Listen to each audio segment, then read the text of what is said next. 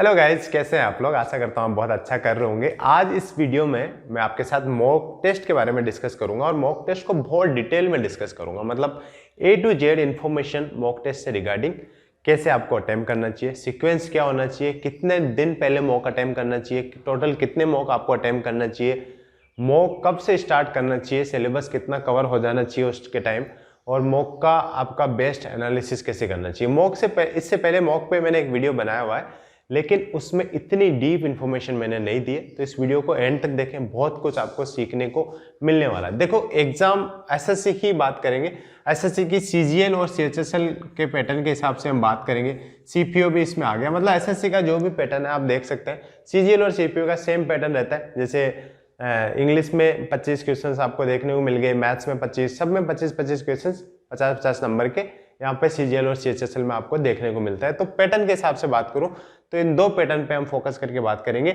और वैसे आप एसएससी के किसी भी एग्जाम में ये स्ट्रेटेजी अप्लाई कर सकते हैं। देखो, स्टेप बाय स्टेप चीजें आपको मैं समझाऊंगा। सबसे पहले हम डिस्कस करेंगे अटेम्प्ट के बारे में कि एक्चुअल एग्जाम में आपको कितने अटेम्प्ट करने चाहिए, उसी हिसाब से आपको मॉक टेस्ट लगाने चाहिए। देखो, अटेम्प्ट के लिए मेरे पास दो फॉर्मूला है, एक 90-80 का फॉर्मूला है, एक 90-90 का फॉर्मूला है।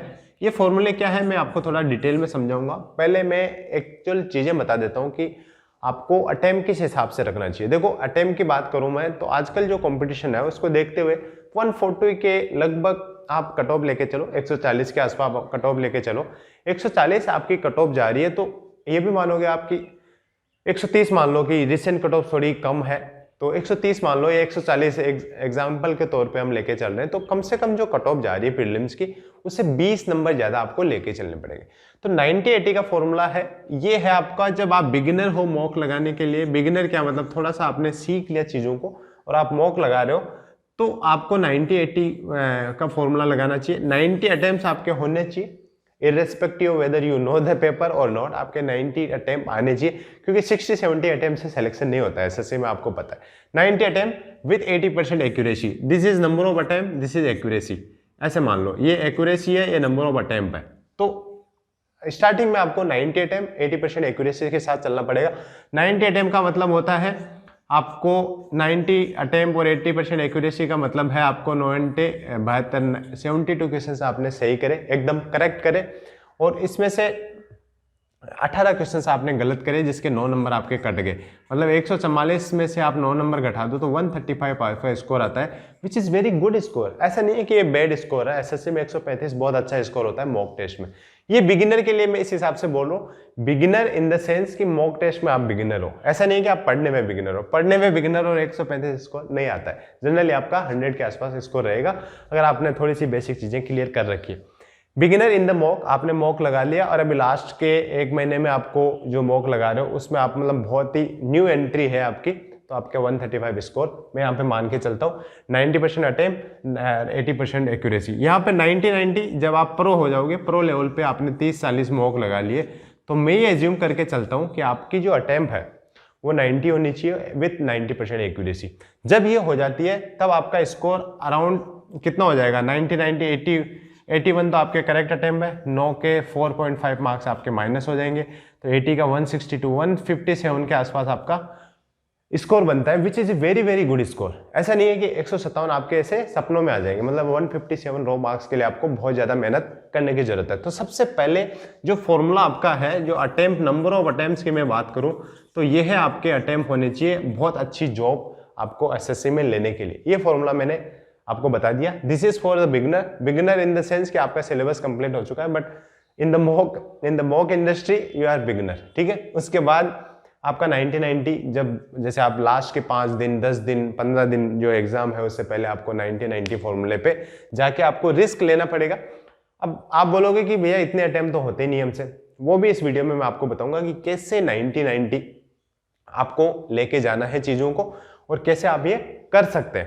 अब ये बात तो थी नंबर ऑफ अटेम्प्ट्स की। अब बात करते हैं कि आपको मॉक कितने लगाने हैं, मॉक कब लगाना है, ये चीजें बता देता हूं। देखो, मॉक कब लगाना है, सबसे पहला मॉक आपका होना चाहिए जब आपने थोड़ा सा सिलेबस कर लिया। मतलब सिलेबस में कुछ चीजें हैं आप जो कट कर सकते हैं। जीएस का सिलेबस करना जरूरी नहीं है उसमें, क्योंकि जीएस अच्छा है, ऐसा नहीं है कि आप जीएस करो पहले पूरी एकदम, आपको 50 में से 50 स्कोर आने लग जाए, उसके बाद मॉक आपको अटेम्प्ट करना है। जीएस में आप मान लो कि कोई भी स्टैटिक जीके की जो भी आप बुक पढ़ रहे हो, उस बुक को एक बार रीड कर लिया, उसके बाद आप मॉक स्टार्ट कर सकते हैं। उसके लिए जो कंडीशन है वो मैथ्स और रीजनिंग और इंग्लिश की मैं बता देता हूँ। मैथ्स में आपका थोड़ा सा बेसिक सिलेबस कंप्लीट होना चाहिए, आपको सारे टॉपिक्स का ओवरव्यू होना चाहिए कि किस किस टाइप के क्वेश्चन है, उसमें थ्योरी आपकी कंप्लीट होनी चाहिए। उससे पहले मॉक लगाओगे, आपको परसेंटेज भी नहीं आता और आप मॉक लगाने बैठ गए तो आपको उससे कुछ फायदा नहीं होने वाला है, आपकी थोड़ी सी नेगेटिविटी भी आएगी। रीजनिंग के टॉपिक्स आपने एक बार कर लियो, क्योंकि रीजनिंग में बहुत सारे टॉपिक तो अभी भी ऐसे आते हैं जिनके लिए कभी आपको थ्योरी पढ़ने की जरूरत ही नहीं पड़ेगी।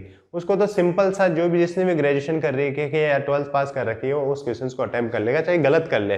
कुछ पिक्टोरियल वाले जितने भी क्वेश्चन आते हैं, पेपर फोल्डिंग वगैरह, वो नॉर्मल से है, उसमें कुछ नहीं है। बट जो सीरीज और इन सब का थोड़ा सा आइडिया लग गया आपको तो रीजनिंग के बाद, और इंग्लिश में आपने थोड़ी सी ग्रामर कर ली कंप्लीट, और वोकैब आपकी कंप्लीट हुई या नहीं that does not matter, but आप ये चीज़ें, इसमें मैथ्स में थ्योरी थोड़ी सी, रीजनिंग में जो डिफिकल्ट टॉपिक है उसकी थ्योरी, और इंग्लिश में आपने एक बार ग्रामर पढ़ ली तो आप मॉक लगाना स्टार्ट कर सकते हैं। जीएस का आपका थोड़ा सा रीडिंग, एक बार जो भी स्टैटिक बुक आप फॉलो कर रहे हो उसकी एक बार रीडिंग होगी। इस इतने से बेसिक सिलेबस के बाद मॉक आप स्टार्ट कर सकते हैं। इसके बाद आपको ज़्यादा अथा पढ़ने की जरूरत नहीं है।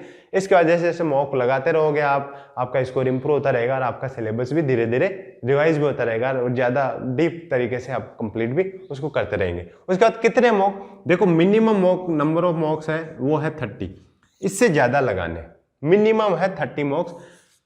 इसके अलावा आप चाहे 100 लगाओ 150 लगाओ, ज़्यादा बेनिफिट ही करने वाला है। 30 मॉक्स उस बंदे के लिए रिकमेंड करता हूं मैं जिसने कभी मॉक नहीं लगाए और पहली बार एसएससी अटेम्प्ट कर रहा है, तो कम से कम 30 मॉक आप लगाओ। और 30 से ज़्यादा उस बंदे के लिए जो सेकेंड टाइम अटेम्प्ट कर रहा है और एक बार आपने अच्छे से सिलेबस कर रखा है, आपको पता है आपके मॉक में 130 40 नंबर आते हैं, तो फिर आपके लिए मैं जैसे 5 महीने बचे हैं, 6 महीने बचे हैं, चाहे 1 महीना बचा है, जैसे अभी सीजीएल में 1 महीना बचा है मान के चल रहे हैं, तो उस 30 डेज में आपको एटलीस्ट 70% मॉक लगाना है। 70% ऑफ द डेज, मतलब 30 दिन आप पढ़ रहे हो तो 70% मतलब 21 दिन आप कम से कम मॉक लगाएं। कम से कम ये 30 में से 30 लगा रहे हैं तो बहुत अच्छी बात है। बिलीव मी, मॉक से बहुत अच्छा स्कोर आपका होने वाला है। तो ये नंबर ऑफ डेज हो गए, हाउ टू अटेम्प्ट हमने डिस्कस कर लिया। अब सीक्वेंस के बारे में थोड़ा सा बात कर लेंगे, क्या सीक्वेंस आपका रहना चाहिए। देखो सीक्वेंस के बारे में जब मैं बात करता हूं तो सबसे पहले मैं अपना ज्ञान, अपनी बात आप पे नहीं थोपूंगा। सीक्वेंस, सबसे बेस्ट सीक्वेंस वो सीक्वेंस है जिसमें आप कंफर्टेबल हो, आपको लगता है आपका आउटकम 100% उसमें आप दे पाते हो, वो तो सबसे बेस्ट सीक्वेंस है। जिसमें आप कंफर्टेबल हो, चाहे आप रीजनिंग पहले कर रहे हो, मैथ्स पहले कर रहे हो, इंग्लिश पहले कर रहे हो, जीएस कर रहे हो, आपका जिसमें 100% आउटपुट आता है, आपको लगता है this is the best for me, तो वो सबसे बेस्ट सीक्वेंस है। उसके बाद आते हैं जो मैंने फॉलो किया है टेक्निकली, वाई वो मैंने फॉलो किया, वो मैं आपको चीजें समझाता हूँ। देखो मेरा जो सीक्वेंस था वो था, जिसने मेरा एक पहले वीडियो देख रखा है उसको पता होगा, रीजनिंग, फिर मैथ्स, फिर इंग्लिश और फिर जीएस। कई लोग इस सीक्वेंस से एग्री नहीं करते, मैं बोलूंगा आपको, आप अपना जो भी फॉर्मूला, आप जो भी सीक्वेंस फॉलो कर रहे हैं उसको आप फॉलो करते रहें। लेकिन एक बार जिस बंदे को कंफ्यूजन है कि कौन सा सीक्वेंस उसको फॉलो करना चाहिए, वो जरूर देखें इस चीज को। सबसे पहले रीजनिंग में इसलिए बोलता हूं कि रीजनिंग ऐसी चीज है जिसमें आज भी आप 18 से 20 क्वेश्चन आराम से कर देते हैं। मतलब 25 में से 5-6 क्वेश्चन ऐसे होते हैं जो आपको प्रॉब्लम क्रिएट करते हैं। तो जब आप इन 15 से 20 क्वेश्चन को आप करोगे तो एक तो आपका फ्लो बनेगा। जब जैसे ही एग्जाम में बैठते हो, सबसे इंपॉर्टेंट चीज होती है फ्लो। जैसे आपका फ्लो बनना स्टार्ट हो जाता है, यू स्टार्ट गेनिंग कॉन्फिडेंस, उसके बाद तो पेपर हलवा लगता है आपको। तो ये 15 से 20 क्वेश्चन जब आप सॉल्व कर लेते हो 100 में से, तो आपको लगता है कि आपने 30-40 नंबर आपने फिक्स कर लिए, तो उसके बाद आपका कॉन्फिडेंस बढ़ता है। और उस कॉन्फिडेंस के साथ साथ आपकी बढ़ती है कैलकुलेशन पावर, माइंड के कैलकुलेट करना स्टार्ट कर देता है। इनफैक्ट यहां तक लोग सजेस्ट करते हैं कि आप जब पेपर एग्जाम हॉल में बैठ जाओ तो जो शुरू के इंस्ट्रक्शंस आते हैं उनको भी आप पढ़ा करो। उससे क्या रीडिंग हैबिट बन जाती है, थोड़ा सा माइंड खुल जाता है, माइंड के गियर्स काम करना स्टार्ट कर देते हैं। तो वो जो रीडिंग आपकी है, आपकी थोड़ी बहुत कैलकुलेशन है, वो यहाँ पे स्पीड पकड़ लेती है। इंग्लिश भी, आप इंग्लिश में पेपर अटेम्प्ट कर रहे हो तो इंग्लिश पढ़ने की भी आपकी हैबिट बन जाती है। और जैसे ही यहाँ पे कैलकुलेशन गियर पड़ती है, आप आते हो मैथ्स में, और मैथ्स में यहाँ की कैलकुलेशन आपको काम आती है। दूसरी चीज, जब आप इंग्लिश और जीएस के अलावा कोई और सब्जेक्ट आप लास्ट में रखते हो, जैसे मान लो कि फॉर एग्जाम्पल आपके पास 5 मिनट बच गए, लास्ट के 5 मिनट सबसे क्रूशियल होते हैं, आपको पता है। उधर तो टाइम चल रहा है टिक टिक, और इधर आपके क्वेश्चन सोल्व करने होते हैं आपको। अब इस 5 मिनट में आपके पास मैथ्स के 5 सवाल बच जाते हैं, 5 सवाल आपके मैथ्स के यहाँ पे बच गए। मैं गारंटी के साथ लिख के दे सकता हूँ आपसे 2 भी नहीं होंगे यहाँ पे। और जब आप 2 करोगे, ये उस सिचुएशन की बात कर रहा हूँ जहाँ पे थोड़ी सी टेंस इन्वायरमेंट आपके क्वेश्चन छूट रहे हैं, तो उस सिचुएशन में आप 5 सवालों में से 2 भी नहीं कर पाओगे, उन 2 में भी आपके कैलकुलेशन मिस्टेक के बहुत ज्यादा चांस बढ़ जाते हैं। होता क्या है, यहाँ पे प्रेशर बढ़ चुका होता है आप पे कि 5 मिनट बच रहे, वहां पे टाइम चल रहा है उल्टा एकदम, और इधर आपके पास 5 सवाल बचे। एक तो टेंशन ये है कि आपके क्वेश्चन छूट चुके हैं, और दूसरी टेंशन ये है कि आपको सॉल्व भी करना है, तो वहां पे कैलकुलेशन एरर के चांसेस ज्यादा होते हैं। तो उस सीन में आप, हमारे पास सबसे बेस्ट बेट जो होती है क्वेश्चंस करने की, वो होती है जीएस। हमको क्वेश्चन पढ़ा, हमें आता है तो सीधा टिक करेंगे, नहीं आता तो हम स्किप करेंगे। मतलब इतना कुछ सोचने की जरूरत नहीं है हमें, नहीं तो कैलकुलेशन करना है, नहीं फॉर्मूलेस को याद करना है, कैसे फिट करना है, कैसे आंसर्स निकालना है, वो सारी चीजें हमारे दिमाग में यहाँ नहीं होना। हमें सिर्फ वॉच को देखते रहना है, इधर क्वेश्चंस को पढ़ते रहना है, वॉच को देखना है, क्वेश्चंस को पढ़ना है, और तुरंत स्किप करते पूरा पेपर अटेम्प्ट कर लेना है। इसलिए मैं जीएस और इंग्लिश को सबसे लास्ट में लेता हूँ और मैथ्स और रीजनिंग को पहले लेता हूँ, क्योंकि ये दोनों सब्जेक्ट ऐसे हैं, थोड़ा पीस ऑफ माइंड चाहिए इनको। चाहे टाइम 2-3 मिनट ऊपर नीचे हो जाए, लेकिन थोड़ा सा हड़बड़ी में क्वेश्चंस नहीं होते, हड़बड़ी में मैथ्स आपकी हमेशा गलत होगी। अब आगे बढ़ते हैं, जो इंपॉर्टेंट चीजें हैं मॉक के बारे में, वो चीज आपको मैं बता देता हूँ। सबसे इंपॉर्टेंट चीज ये है उन चीजों में से कि आप जब अटेम्प्ट करते हो, घर पे प्रैक्टिस करते हो मॉक में, तो आप इसका टाइम अभी से डिवाइड कर लो। जैसे मान लो 1 महीना आपके पास एग्जाम है, तो आप टाइम डिवाइड कर लो। जैसे रीजनिंग आप 15 मिनट में यूजुअली कर लेते हो, ऐसा नहीं कि 15 minute hard and fast rule है, 15 मिनट ऐसे गिन रहे हो कि 14 मिनट हो गई है, 1 मिनट बचा है, और रीजनिंग में वहां पे प्रेशर आप बनाने लग गए हो। नहीं, 15 मिनट एक यूजुअल टाइम आप लिख लो। मैथ्स में 30 मिनट्स, इंग्लिश में 10 मिनट, जीएस में 5 मिनट, ऐसे करके आप 15-15 1 घंटा आपके यहाँ पे हो गया है। तो ये आपने टाइम डिवाइड कर लिया। इसमें 2-3 मिनट का ही गैप आपको ऊपर नीचे मिलेगा, यूजुअली इतना टाइम आपको लगता है। 15 मिनट में आपसे रीजनिंग नहीं होगी, 30 मिनट में आपसे मैथ आपको 30 मिनट में लग जाएंगे, इंग्लिश में आपको 10 लगभग लगेंगे, जीएस में आप 5 से 7 मिनट में आप कर लो। कोई रीजनिंग में बहुत अच्छा है तो 12 मिनट में कर लेगा, कोई मैथ्स में बहुत बुरा है तो यहाँ पे 35 मिनट भी ले सकता है, कोई बहुत अच्छा है तो यहाँ पे 25 मिनट में भी कर लेगा, वो आप अपने हिसाब से डिवाइड कर ले। बट ये टाइम आप एक बार लिख के रख लो, अपने मॉक 1-2 मॉक दोगे, उसमें एनालिसिस कर लो कि किसमें कितना टाइम लग रहा है, फिर उसी टाइम को कट डाउन करने की ट्राई करो, उस टाइम को आप अचीव करने की ट्राई करो। पहली चीज तो ये टाइम को आप डिवाइड कर लो। दूसरी चीज जो ये है MFR technique, mark for review, ये अपने मॉक टेस्ट में इंप्लीमेंट करने की ट्राई करो। इसको बोलते हैं मार्क फॉर रिव्यू का, क्यों? हम 1 गो में पूरा पेपर करेंगे तो हमें हमेशा ही नेगेटिव रिजल्ट देगा। इसके लिए हमें क्या करना है, एक बार हमें 70 to 80% पेपर हमें एक बार में कर लेना है। मतलब ये जो 15 मिनट है, ये 30 मिनट, 10 मिनट, ये 5 मिनट एक बार में खत्म नहीं करना है। शायद जीएस में आप खत्म कर सकते हो, लेकिन मैथ्स और रीजनिंग और इंग्लिश में एक बार में पूरा पेपर आपको खत्म नहीं करना है। 15 मिनट मतलब आप रीजनिंग बैठ गए तो ऐसा नहीं है कि रीजनिंग के जितने भी क्वेश्चंस आपको अभी आते हैं उनको तुरंत अभी करके आपको निकालना। इसमें 18 से 20 क्वेश्चंस आप कर लो, वो क्वेश्चंस आप यहाँ पे निपटा दो जो आपको आते हैं, आप कॉन्फिडेंस हो उस क्वेश्चन में, कॉन्फिडेंट हो तो आप वो इमीडिएटली कर लो। जिसमें थोड़ा सा भी आपको डर लग रहा है या नहीं हो पा रहा है, आपको थोड़ा सा भी कंफ्यूजन है, उसे इमीडिएटली मार्क फॉर रिव्यू कर लो। इससे क्या होगा, 1 गो में नहीं, आपको पेपर 2 गो में करना है। 2 गो का मतलब आपको एक बार में नहीं, पेपर एक बार पूरा करके वापस आना है उन क्वेश्चंस पे जिन्होंने आपने मार्क फॉर रिव्यू करा। उससे आपको एक बार में जैसे मान लो 70 से 80 अटेम्प्ट कर ले, अब उसके बाद आपके पास 20 क्वेश्चंस बचे, 90 तो अटेम्प्ट करने हैं आपको, टारगेट आपका 90 का ही है, 90 अटेम्प्ट करने तो 10 क्वेश्चंस आपके पास बचते हैं। उन 10 क्वेश्चंस में आपके पास 10 से 5 मिनट आपके पास बचे होंगे, तो वो आपको करना है उसके बाद सेकेंड गो में। उससे क्या होता है, जब आप एक बार 70 से 80 क्वेश्चंस आप अटेम्प्ट कर लेते हो, आपका कॉन्फिडेंस लेवल अलग लेवल पे चला जाता है जब आपके पास 10 मिनट अभी भी है। ये रियल सिचुएशन में आपको बता रहा हूं।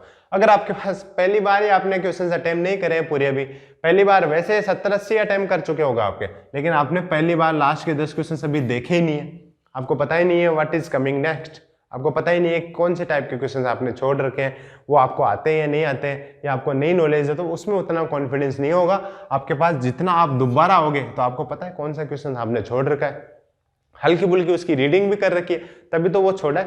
तो वो जो सेकंड गो में जब आप क्वेश्चंस करोगे तो उन 10 में ज्यादा एक्यूरेसी आएगी आपकी इन कंपैरिजन टू अगर आप फर्स्ट टाइम में उनको पढ़ो और दोबारा करो। इसलिए एक गो में आपको पेपर नहीं करना है, 50-50 वाला फॉर्मूला आपको अपनाना है। जो भी 50-50 जिस क्वेश्चन में आप पहुंच जाते हो, जल्दी से जल्दी 50-50 पहुंचना है आपको। और अगर आप पहुंच जाते हो तो आंख मीच के बम बम बोले करके टिक मार देना है आपको। और तीसरी चीज जो मैं आपको इसमें बताना चाह रहा था वो ये है कि शांत इन्वायरमेंट में बैठ के मॉक ना दे। बिल्कुल शांत इन्वायरमेंट में बैठ के मॉक देने की आदत आप नहीं डालें, क्योंकि मैंने ये एनालिसिस करा है, मैंने ये महसूस किया है मेरे टाइम भी कि जब आप एग्जाम हॉल में एग्जाम देते हो तो आपको बायोमेट्रिक वाले भैया भी आते हैं बीच में और दूसरे भी एक दो कांड होते हैं, कभी कभी सिस्टम भी हैंग हो जाता है, तो मल्टीपल जो डिस्टर्बेंसेस है वो वहाँ पे जरूर आती है। तो उससे आप प्रिपेयर रहें। जब मॉक देते हो आप तो हल्का सा घर का गेट खुला छोड़ दें, हल्का सा मतलब जिससे बाहर की आवाज़ आती रहे, मम्मी की, ताऊ जी की, पापा की आवाज़ आती रहे। और ये थोड़ा सा खिड़की खोल दें बाहर से, उसकी आवाज़ आती रहे, तो थोड़ा सा डिस्टर्बेंस की आपको आदत रहेगी। अगर आप यहाँ पे बिल्कुल एकदम शांत चित्त से वो दे रहे हो, वहाँ पे तो क्या है बहुत सारे लोग होंगे, किसी को क्या प्रॉब्लम आ रही है, हो सकता है किसी के साथ बहस भी हो जाए किसी स्टूडेंट की, तो आपका ध्यान उधर जाएगा। फिर आप कहीं ना कहीं मॉक में उतना मॉक में जितना आप एफिशिएंटली कर रहे थे उतना आप एग्जाम में नहीं कर पाओगे। तो ये चीजें आप एक बार ध्यान रखना। इस वीडियो में इतना ही है। वीडियो काफी लंबा हो रहा है, इसलिए मैं एनालिसिस का वीडियो एक एक्स्ट्रा अलग से बनाऊंगा जिसमें आपको डीप में समझाऊंगा कि आपको मॉक एनालिसिस कैसे करना है। इसके अलावा अगर आप गवर्नमेंट जॉब की तैयारी कर रहे हैं तो आप अनअकैडमी ज्वाइन कर सकते हैं। अनअकैडमी पे अभी एसएससी के टॉप बैचेस चल रहे हैं, आपको स्क्रीन पे दिख रहे होंगे, या आप बैचेस ज्वाइन कर सकते हैं। चाहे सीजीएल का और सीएचएसएल का रिवीजन बैच भी वहाँ पे चल रहा है, आपको स्क्रीन पे दिख रहा होगा आपको। और जब आप अनअकैडमी का सब्सक्रिप्शन लोगे तो आप मेरा कूपन कोड यूज़ करेंगे। अभी मेरा कूपन कोड चेंज हो गया है, अभी आपको यूज़ करना है मिस्टर ट्रू 10, टेल्स की जगह 10 हो गया है, 10, ये आपको यूज़ करना है। मिस्टर ट्रू टेल्स अभी काम करना बंद कर दिया है उसने, तो ये वाला कूपन कोड आप यूज़ करेंगे तो इसमें आपको 10% डिस्काउंट मिलेगा। जो भी आपकी सब्सक्रिप्शन फ़ी है, जितना भी फीस उसका लग रहा है, उस पर 10% आपको डिस्काउंट मिलेगा। This is all in this video guys. Thank you, thanks for watching.